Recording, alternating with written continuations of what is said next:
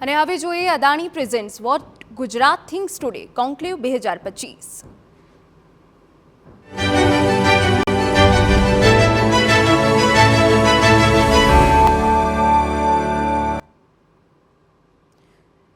TV9ના વૈચારિક મંચ પર હવે ઉપસ્થિત છે જાણીતા કથાકાર જિગ્નેશ દાદા। સીધા જઈએ।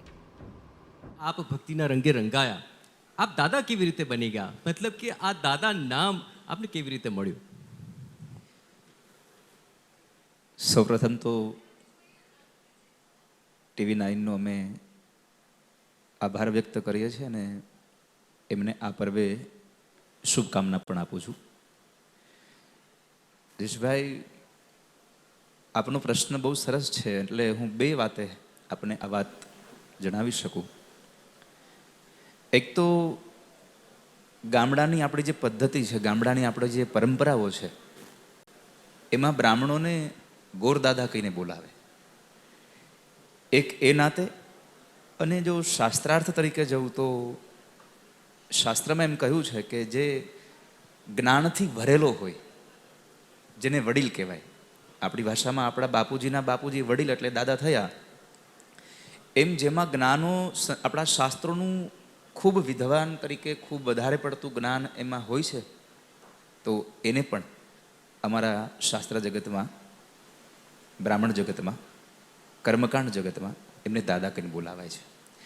એટલે લોકોએ સૌ પ્રથમ મને જે સ્વીકાર કર્યો એ હું કહું તો જે ગામડામાં ગોરદાદા કહીને બોલાવે એ પ્રમાણે મને દાદા તરીકે સ્વીકાર કર્યો।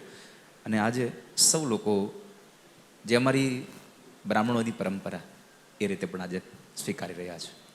બિલકુલ, આપ આવ્યા અને પહેલાં આપણે એક ભક્તિ સફર આખરે ગરબાની રજૂઆત પણ જોઈ। સનાતનની રજૂઆત અત્યારે ખૂબ મોટા પાયા પર થઈ રહી છે, સનાતનનો વ્યાપ પણ હમણાં ધીમે ધીમે વધી રહ્યો છે। અને આપણે કોઈ પણ જે ધાર્મિક કાર્યક્રમો હોય છે, ખાસ એમ કહેવાતું હોય છે કે સનાતન ધર્મ કી જય હો, અધર્મ કા નાશ હો, સનાતન ધર્મ કો બચાના હૈ। પણ સાંપ્રત સમયમાં આપને શું લાગે છે, શું ખરેખર સનાતન ધર્મ પર કોઈ ખતરો આપ જોઈ રહ્યા છો, અને કઈ પ્રકારનો ખતરો હોઈ શકે? બહુ સરસ પ્રશ્ન કર્યો। સનાતન ઉપર ખતરો, આ સંસારમાં પ્રહારો તો કોના ઉપર નથી થયા? શ્રીમદ ભાગવતમાં બહુ સુંદર કથા છે કે જ્યારે ભગવાન કૃષ્ણ ગોકુળથી મથુરા ગયા અને મથુરામાં અધર્મનો એટલે કે કંસનો નાશ કરી અને પરમાત્મા ત્યાં હતા, ત્યારે જરાસંધ આદિ રાજાઓએ 18 વખત ત્યાં ચડાઈ કરી છે। જો સ્વયં પરમાત્મા ઉપર જો ચડાઈ થતી હોય, પરમાત્મા ઉપર પ્રહારો થતા હોય, તો આ સાંપ્રત કાળમાં આપણા ધર્મ ઉપર, અને આ દુનિયાનો નિયમ છે, કેમ કે અત્યારે બહુ આપણો 5G યુગ આવી ગયો, લોકોને તરત જ મોટું થઈ જવું છે। એટલે તરત મોટું થવામાં તો એવું છે કે જે બીજાએ પોતાની દોરેલી જે એક લાઈન છે, એ લાઈનથી આગળ જવું હોય તો પોતાની લાઈનને ડ્રો કરતા થોડી વાર લાગે, એટલે એ શું કરે છે કે બીજાની લાઈનને ટૂંકી કરવા કરે છે। પરંતુ એક વાત યાદ રાખો કે ક્યારેય કોઈની લાઈન ટૂંકી કરવાથી ક્યારેય કશું થવાનું નથી। અને સનાતન ઉપર તો અને પ્રહારો થશે ને તો જ ખબર પડશે કે આ કેટલું મજબૂત છે।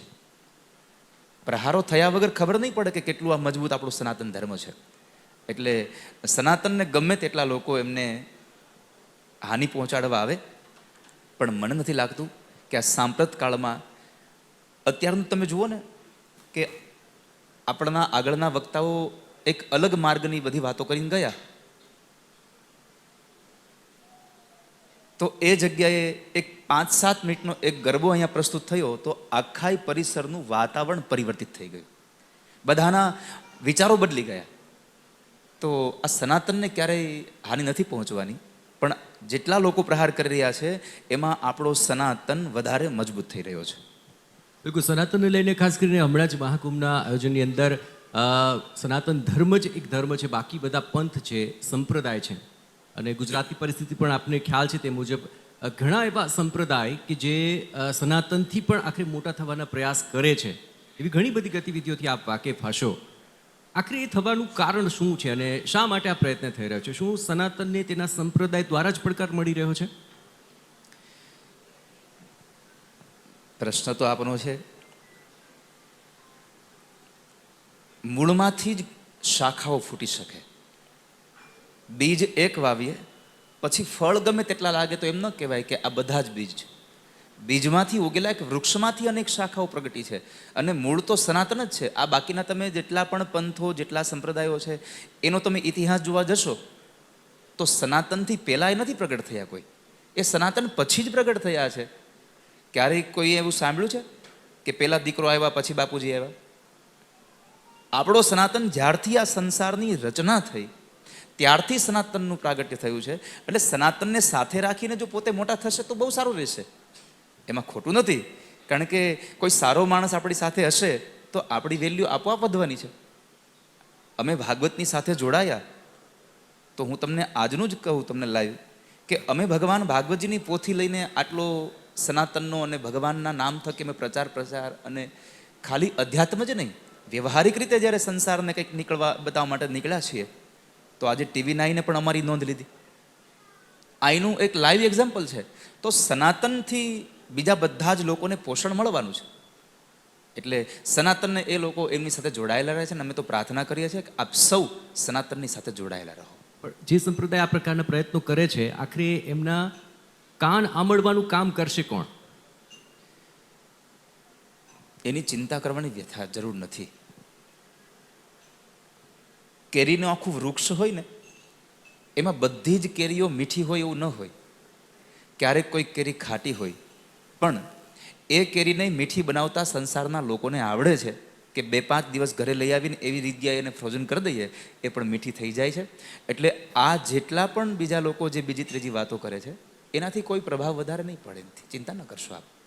બિલકુલ. ચલો, આ ચિંતામાં એક વધુ ચિંતા અત્યારના સમયમાં જે લાગી રહી છે, આપ ઘણા બધા સનાતનની અંદર સાધુ છે કે જેને પવિત્ર નજરથી જોવામાં આવે છે, એ ગરિમાપૂર્ણ પદ છે, છતાં પણ અમુક લોકોથી જે ચૂક થઈ જાય છે તેના કારણે ભોગવવું તમામ લોકોને પડે છે. તો શું કરી શકાય?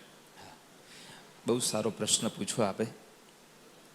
ભાગવતજીના મહાત્મ્યની અંદર દેવર્ષિ નારદ જ્યારે આ સંસારમાં વિચરણ કરતા હતા ત્યારે એણે સંસારના બધા લોકોને દુઃખી બહુ જોયા. પછી એમણે સનત કુમારોને કહ્યું કે આ સંસારમાં પાખંડ વધ્યો છે. જોકે શબ્દ એવો પ્રયોગ થયો છે, આપણે કહીએ છીએ સંસારના લોકો કે સંતો પાખંડી થઈ ગયા છે, આપણી લૌકિક ભાષામાં બોલીએ છીએ આપણે. પણ મારે એટલું કહેવું છે, આપણે ગરિમાપૂર્ણ વાત કરી રહ્યા છીએ, આ સંસારમાં સંતો પાખંડી ક્યારેય ન થાય, પાખંડી સંત થઈ ગયા છે. એટલે અવકાશ મળે તો પુનઃ એકવાર આ ઉનાળો આવી રહ્યો છે એટલે એક ફળની જ વાત તમને, કે જ્યારે આપણે કેરીના બહુ બધા ફળ લઈ આવીને ઘરમાં સંગ્રહિત કર્યા હોય, પછી એમાંથી એકાદ કેરી જ્યારે ખરાબ થઈ જાય તો એ ઓટોમેટિક પછી આપણે કાઢી નાખીએ છીએ. આ બધી જ ગરિમાપૂર્ણ કોઈ ક્યારેક, કારણ કે આ કામ વાસનાથી છૂટવું બહુ અઘરું છે. કથાઓમાં અનેક વખત કહ્યું છે, જેને સ્વયં પરમાત્મા ઉપર પણ પ્રહાર કર્યા છે કામે, અને વાસનાઓથી છૂટવું એ બહુ અઘરું છે. એટલે એ વાસનાઓથી છૂટવા માટે થઈ અને પાખંડી સાધુ થયા છે, એમાં જ આવું થવાનું છે. જે મૂળ સાધુ છે એમાં ક્યારેય આવું થવાનું નથી. એટલે મારે સમાજને આજે આ TV9ના માધ્યમથી એટલો એક પ્રાર્થના કરવી છે કે જ્યારે જ્યારે પણ આપણી નજરમાં, આપણા કાને કોઈ વાત એવી પડે કે આ સાધુએ આવું કર્યું, ત્યારે એટલું વિચારવું કે સાધુ આવું ક્યારેય કરી શકતા નથી. ખાલી આ સાધુના કપડાં પહેરી લેવાથી સાધુ નથી થવાતું, સાધુ બનવા માટે સ્વભાવ બદલવાની જરૂર હોય છે માણસ. બિલકુલ, ખૂબ વાત સાચી આપે કરી. કારણ કે આ ધર્મ જે છે, જો તે કેન્દ્રમાં રહે તો આ પ્રકારની બાબતો ન બની શકે. કારણ કે મનુષ્ય જન્મ સાફલ્યમ કેવલમ ધર્મ સેવનમ. પરંતુ આ પ્રકારે જ્યારે જો તમામ બાબતોનું નિવારણ સનાતનમાં થઈ જ રહ્યું છે, તો એક માંગ વારંવાર ઉઠી રહી છે કે ભારતને હિન્દુ રાષ્ટ્ર જાહેર કરવામાં આવે. દાદા શું માને છે? શું હિન્દુ રાષ્ટ્ર જાહેર કરવું જોઈએ કે નહીં? માત્ર હિન્દુ રાષ્ટ્ર ખાલી જાહેર કરવાથી હિન્દુ રાષ્ટ્ર નિર્માણ નહીં થાય. લોકો બહુ વિચારે છે કે આ રાષ્ટ્રને સારું બનાવવું હોય તો શું કરવું પડે, આગળની વસ્તુ સારી બને તો આ વસ્તુ સારી બને. પણ મેં ભાગવતની કથાથી જે ભાઈ ઘણી વખત કહ્યું છે કે માણસ આગળના માણસને સારો બનાવવા માટે પ્રયત્ન કરે એના કરતાં માણસ ખાલી પોતાની જ જાતને સારો બનાવે. જો આ બધા જ પોતાની જાતને સારા બનાવવા જાય તો મને લાગે છે કે હિન્દુ રાષ્ટ્રને હિન્દુ રાષ્ટ્ર તરીકે ઘોષિત કરવા માટે થઈને આપણે કોઈ પ્રયત્ન કરવાની આવશ્યકતા ન રહે, આપોઆપ ઘોષિત થઈ જાય કે આ હિન્દુ રાષ્ટ્ર છે. આપણે પોતાને બનવું જોઈએ. અને હિન્દુ રાષ્ટ્ર એટલે ખાલી કહેવાથી હિન્દુ રાષ્ટ્ર નહીં, માણસ હિન્દુત્વ તરીકે જીવતો હોવો જોઈએ. હિન્દુનો અર્થ છે આપણે સનાતન ધર્મના આશ્રિત છીએ. આપણો ધર્મ શું છે? લોકો મને બતાવે કે પૂછે ક્યારેક કે ધર્મની વ્યાખ્યા શું? તો ધર્મની કે કેટલા મુનિઓએ પોતાની સ્મૃતિઓમાં બધી વ્યાખ્યાઓ આપી છે. પણ મને જો હું જે ભાગવતજીના આશ્રયને લઈને આખી આ દુનિયામાં પ્રવાસ કરી રહ્યા છીએ, યાત્રા કરી રહ્યા છીએ, તો મને એટલું ખબર છે કે ધર્મ એટલે પોતાની નૈતિક ફરજોનું પોતાને ધ્યાન રહે. એનાથી મોટો ધર્મ આ સંસારમાં ક્યાંય નથી. આ જ મોટો હિન્દુ ધર્મ છે કે મને મારા ધર્મનું, મારા કર્મનું, મને મારી ફરજોનું ધ્યાન રહે. કથામાં જઈને બેસે અને કથામાં ખૂબ તાળીઓ પડે, ખૂબ નાચે, કોઈ એવી વાત આવે તો રડી પડે, પણ એ આચરણ જો ઘરે જઈને ન હોય તો એ વ્યર્થ છે. એટલા માટે હિન્દુ રાષ્ટ્રની એ અસર એ છે કે પોતાના ફરજોનું પોતાને ધ્યાન રહે. બિલકુલ. આપ વ્યાસપીઠ પર જ્યારે દાદા હોય અને વ્યાસપીઠની સાથોસાથ આપ અહીં જ્યારે એ જ ગંગાની ધારાની જેમ આખા શબ્દો આવી રહ્યા છે, તો કથા અને કીર્તન એ આ બંનેના બહુ મહત્વપૂર્ણ ભાગ આપના તરફથી હંમેશા પ્રવાહિત રહ્યા છે. આપ ખૂબ સારા કથા નાયક પણ છો અને ખૂબ કથા ગાયક પણ છો, અને જે આપ શબ્દો દ્વારા લોકો સુધી આ વાત પહોંચાડી રહ્યા છો. પણ એવું કયું કીર્તન જે આપના હૃદયની સૌથી નજીક છે અને અહીં ઉપસ્થિત જે તમામ લોકો છે એ આપની સાથે ઝીલી શકે? મેં ચોક્કસપણે વ્યાસપીઠ પરથી આપને સાંભળ્યા છે, પણ આ તબક્કે આપ થકી અમે તમામ લોકો તેમાં એક સહભાગી બનવા માંગીશું. કયું કીર્તન આપના મુખેથી આજે અમે સાંભળીએ? અહીંયા પ્રશ્નનો દોર તમારા હાથમાં છે, જવાબનો દોર મારા હાથમાં છે. પણ મારે તમને પ્રશ્ન સામે કરવો છે કે તમે મને ઓળખો છો શું કામ? કથાથી, કીર્તનથી. કયું કીર્તન? દ્વારિકાનો નાથ મારો રાજા રણછોડ છે, તાળી હોય જો એ. હા, તો બસ એ જ વાત છે કે મારું પ્રિય જે છે દ્વારિકાનો નાથ મારો રાજા રણછોડ છે.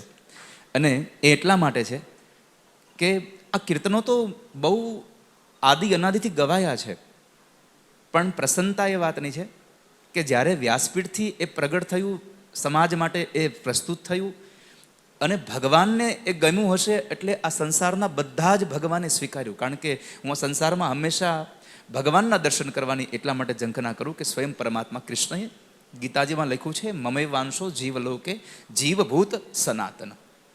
આ સંસારના જેટલા પણ જીવ છે બધા જ મારા અંશ છે. સ્વયં પરમાત્મા નારાયણે ભાગવતના 18,000 શ્લોક તો પછી નિર્માણ થયા, 4 શ્લોક પહેલા હતા. એમાં પરમાત્માએ ચોથા સ્કંદના ચોથા શ્લોકના અંતિમ ચરણમાં ભગવાને કહ્યું, યત્સ્યાત સર્વત્ર સર્વદા, હું બધામાં છું. તો મને એમ લાગે છે કે મેં જ્યારે દ્વારિકાનો નાથ પહેલી વાર ગાયું અને આજે એ લોકોએ સ્વીકાર્યું, એ લોકોએ સ્વીકારવા કરતાં મને એમ લાગે છે કે આ બધા જ ભગવાનના અંશોએ એ મારું ગીત સ્વીકાર્યું. એટલે આપ સુધી મને અહીંયા તમે બોલાવ્યો છે. અને બટ ઓબ્વિયસ છે કે દરેક કથામાં દિવસમાં એકવાર દ્વારિકાનો નાથ મારો રાજા રણછોડ છે, એણે મને માયા લગાડી રે. નાના બાળકથી લઈને છેક વયોવૃદ્ધ સુધીના લોકો આ ગીતથી ખૂબ આનંદ પામે છે. અને હું આ વાત કરીશ તો કદાચ અતિશયોક્તિ લાગશે આપને, પણ છતાં જે વાસ્તવિક છે મારે તમને કહેવું છે કે ગઈકાલે જ તથાસ્તુ વિદ્યાપીઠના એ દિવ્ય પરિસરમાં શ્રીમદ ભાગવત કથાનો વિશ્રામ થયો અને બહુ જ લોકો ત્યાં કથા સાંભળવા માટે હતા. એમાં એક પરિવાર સુરતથી આવેલો, એમણે મને એના બાળકને બતાવીને એવું કહ્યું કે દાદા, અમારો આ છોકરો છે ને દ્વારિકાનો નાચ સંભળાવે ને પછી સૂઈ જાય છે. જ્યાં સુધી એને સુવાડવો હોય તો દ્વારિકાનો નાથ અમારે સંભળાવવું પડે છે. એટલે આ વાતથી મને બહુ પ્રસન્નતા મળી કે કમસે કમ આપણા બાળકો ભગવાનના નામ લઈને તો સૂતા થયા છે. નહીં તો ઘણા બધાને એને સ્ટોરી સંભળાવવી પડે, બીજી આ કાલ્પનિકો, પણ પરમાત્માનું નામ લઈને સૂતા થયા છે તો બહુ સારું થયું છે. એટલે એ મારી પ્રસન્નતા, મારું અતિ પ્રિય ગીત છે દ્વારિકાનો નાથ મારો રાજા રણછોડ. કદાચ હું અહીંયા માનું ત્યાં સુધી લગભગ અહીંયા બેઠેલા લોકોમાંથી એક પણ એવો વ્યક્તિ નહીં હોય કે જેણે આ ગીત નહીં સાંભળ્યું હોય. કદાચ ગાતા નહીં હોય પણ એ સાંભળ્યું તો હશે જેને. બસ એ ગીત એકવાર આપ જરૂર ગાઈ બતાવો તો બધા ઝીલી પણ લે થોડી સમય. હું ગાઉં પણ એક શરત છે, આ લોકો ઝીલવા જોઈએ બધા. ઝીલવા તૈયાર છો ને બધા? દ્વારિકાનો નાથમાં અજારણ છોડ છે, એણે મને માયા લગાડી રે.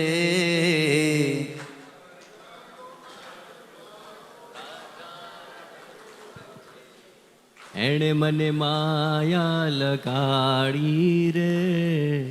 તમે મને માયા લગાડી મારા વાલા, તમે મને માયા લગાડી મારા વાલા. સામે મને માયા લગાડી રે, સામે મને માયા લગાડી રે. ગાયોનો ગોવાળ મારો રાજા રણ છોડ છે, એણે મને માયા લગાડી રે. ગાયોનો ગોવાળ મારો રાજા રણ છોડ છે, એણે મને માયા લગાડી રે. ધન્યવાદ. અચ્છા દાદા, આપ વ્યાસપીઠ પર જે બી કથા કરો છો, પણ આજનો જે સમય છે, ઘણા યુવાનો કહેતા હોય છે કે અમે આખરે કથા કરીએ, કથાનું શ્રવણ કરીએ કે પછી અમારા કરિયર ઉપર વધારે ધ્યાન આપીએ. ઘણા કથાને ટાઈમપાસ ગણે છે, તેના માટે કમિટમેન્ટ નથી જોવા મળતા. એ તમામનો મુદ્દે આપનો એક ચોક્કસપણે જવાબ ઈચ્છીશ ને ત્યારબાદ અહીં ઉપસ્થિત જે તમામ લોકો છે એ પણ આપને એક પ્રશ્ન પૂછવા ઈચ્છે એ મુદ્દા પર જઈશ. પણ સૌથી પહેલાં કથા કેટલી જરૂરી લાગે છે આપણા સમાજ માટે? જરૂરી છે કે પછી જે એક વિચાર આ પ્રકારનો પણ વહેતો થયો છે એને લઈને આપ શું કહેશો? મારો મનગમતો પ્રશ્ન આપ પૂછી રહ્યા છો આ કે કથા કેટલી આવશ્યક છે. બધા લોકોની દ્રષ્ટિ અલગ અલગ હોય છે. કોઈને એક કેળાના ફળની અંદરનું જ ફળ ડાયરેક્ટ દેખાતું હોય છે, કોઈને ઉપરની છાલ દેખાતી હોય છે. કથા જગત બહુ જરૂરી એટલા માટે છે કે કથાઓના માધ્યમથી લોકોના હૃદય પરિવર્તિત કરી શકાય છે. શા માટે? લગ્નમાં આપ જશો તો પરિવારના બહુ બધા લોકો, વધારે પડીને કદાચ તમે સમજો મિનિમમ 400-500 ફેમિલી મેમ્બર બધા એક જ ઇવેન્ટમાં જઈ રહ્યા છે. એક જ જગ્યાએ જવા છતાં પણ બધાની વિચારધારા અલગ છે, કારણ કે બધા જ લોકો પોતાના ગ્રુપની અંદર બેઠા હોય છે. 2-5 અહીંયા બેઠા હોય, 2-5 અહીંયા બેઠા હોય છે. બધા જ એક જ હોલની અંદર અહીંયા બેસીને પણ અલગ અલગ વાતો કરતા હોય છે. કથા માધ્યમ એક એવું છે કે એક જ પંડાલની નીચે હજારો લાખો લોકો બેસીને પણ એક જ વિચારધારામાં દોડતા હોય છે, કારણ કે એક જ વિચારધારા સાથે જોડાયેલા હોય છે. ત્યાં કથા જગતથી વ્યસનોની મુક્તિમાંથી લોકો આવ્યા છે. હું મારું જ કહું, કેટલી કથાઓ એવી છે જેમાં ખૂબ લોકોએ, યુવાનોએ વ્યસન મુક્ત કર્યા છે, અને આજે એ યુવાનો વ્યસન મુક્તથી ખુશ રહીને ફરી પાછા આપણો આભાર વ્યક્ત કરવા આવે છે કે તમે તે દિવસે જાહેરમાં આવું કર્યું ને તો પછી એમ થયું કે હવે પાછું ખાઈશ તો કોઈક વળી પાછું મને ટોકશે, મને કોઈ કહેશે, મારા ઉપર હસી પડશે. એ બીકમાં ને બીકમાં, મને ડરમાં ને ડરમાં મારું વ્યસન છૂટી ગયું તો આજે હું એટલો સરસ રીતે જીવી શકું છું. આપણી કથા એક જ માત્ર ખાલી અધ્યાત્મ નહીં, વ્યવહારે શીખડાવે છે. વ્યવહારમાં કેમ રહેવું જોઈએ? જો આપ સમય આપો તો હું વાત કહું એમને કે ભાગવતની કથા ક્યાં સુધી આ સંસારના યુવાનોને શું શું આપી શકે છે. લોકો અત્યારે કથા સાંભળી પણ રહ્યા છે અને કથાનું ક્યાંક ને ક્યાંક અનુસરણ પણ કરી રહ્યા છે, પણ કેટલાક લોકોના મનમાં ચોક્કસ સવાલો હોતા જ હોય છે. આપણી સાથે એક ઓડિયન્સમાંથી જોડાશે વ્યક્તિ. આપનું નામ? દીપ. દીપભાઈ, શું સવાલ છે આપનો? જી રાધે રાધે. રાધે રાધે. હું એક ચાર્ટર્ડ એકાઉન્ટન્ટ છું, CA છું. આંકડાઓનો તો હિસાબ રાખું છું, પણ મારે જાણવું છે કે કર્મનો હિસાબ કેવી રીતે રહે? શું કર્મનું ફળ મળે છે? રાધે રાધે. બહુ સરસ પ્રશ્ન કર્યો છે એમણે, અને મને પ્રશ્ન એટલા માટે ગમતા હોય છે દીપભાઈ, આપનો આભાર કે આટલો પ્રશ્ન તમારા પૂરતો નથી. સૌપ્રથમ તમારા પ્રશ્નની સરાહના એટલું કરી છે, વર્યાને એશો તે પ્રશ્ન. આપનો પ્રશ્ન ભાગવતજીમાં જેમ ભગવાન સુખદેવજી મહારાજે પરીક્ષિત રાજાની સરાહના કરી હતી કે પરીક્ષિતે પ્રશ્ન કર્યો કે જે જીવનું મૃત્યુ નજીક આવ્યું હોય એને પોતાના આત્યંતિક કલ્યાણ માટે શું કરવું જોઈએ? નહીતર શાપ તો કેવલ પરીક્ષિતને મળ્યો હતો. તો દીપભાઈનો પ્રશ્ન પણ એવો છે કે કર્મનું ફળ મળે કે નહીં? જે કર્મ કરે છે ને ફળ મળે છે. કર્મણ્ય વાધિકા રસ્તે મા ફલેશું કદાચન આ પણ પરમાત્મા કૃષ્ણ ગીતાજીમાં બોલ્યા છે. અને જ્યારે નંદ બાબા ઇન્દ્રનો યજ્ઞ કરવાની તૈયારી કરતા હતા, ગોવર્ધન લીલાની આપણે એટલી સાંભળ્યું છે કે ભગવાન કૃષ્ણએ ટચલી આંગળીએ પર્વત ઉપાડ્યો, આ કથા. જ્યારે એની પહેલા ઇન્દ્રનો યજ્ઞ કરવો હતો તો ભગવાને ના પાડી ઠાકોરજી કે ના, આ યજ્ઞ નહીં થાય, આ યજ્ઞ કરવો છે શું કામે? ત્યારે નંદ બાબાનો એવો જવાબ હતો કે કનૈયા, આપણને ઇન્દ્ર જીવાડે છે. ત્યારે ભગવાન ભાગવતજીના 10મ સ્કંદમાં બોલ્યા છે, કર્મણા જાયતે જંતુ કર્મણેવ વિલિયતે. આ સંસારમાં બાબા કોઈ કોઈને જીવાડતું નથી, કોઈ કોઈને મારતું નથી. આ સંસારમાં માણસ જીવે છે, માણસ મરે છે, માણસ સુખી થાય છે, માણસ દુઃખી થાય છે, એ કેવલ પોતાના કર્મનું ફળ છે.